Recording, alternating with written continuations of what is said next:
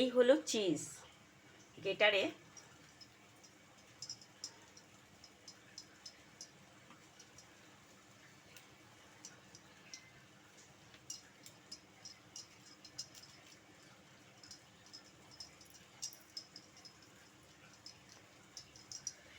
আপনারা শুধু দেখুন ভিউয়ার্স বন্ধুরা, আমি কিভাবে বাড়িতে বাচ্চাদের জন্যে এবং বয়স্কদের জন্যে আমি কিভাবে ডেলিশিয়াস ফুডগুলো বানাই। এটা একটু বিদেশি স্টাইলে। আর একটু বাটিতে আছে, নষ্ট করব না, এত কস্টলি জিনিস। আমি এটাকে একটু দিয়ে দিলাম। এইবার বাকি চিজটাও আমি এর ওপরে দিয়ে দেব। তারপরে আমি হার্বসটাকে গুঁড়ো করে এর ওপরে দেব। আপনারা দেখেছেন আমি হার্বসটাকে কিভাবে রেডি করেছি। আমি প্রথমে হার্বসটাকে একটু ভেজে নিয়েছি।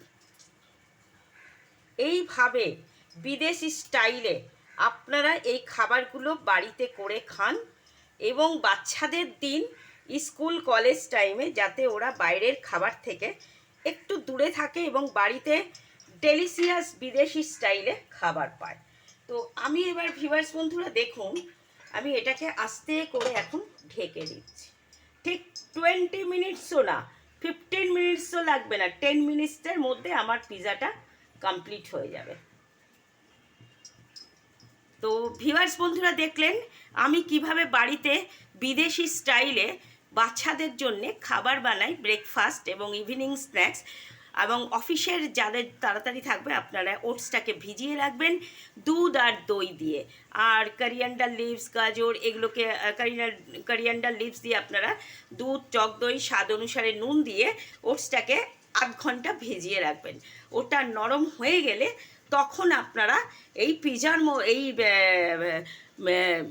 মিক্সিং ওটসের মধ্যে আপনারা গাজর, পটাটো বয়েল করে দেবেন। আরও যে কোনো সবজি চাইলে দিতে পারেন যেগুলো বাচ্চারা খায় এবং বাচ্চাদের হেলথের জন্য ভীষণইভাবে ভালো, উপকারী।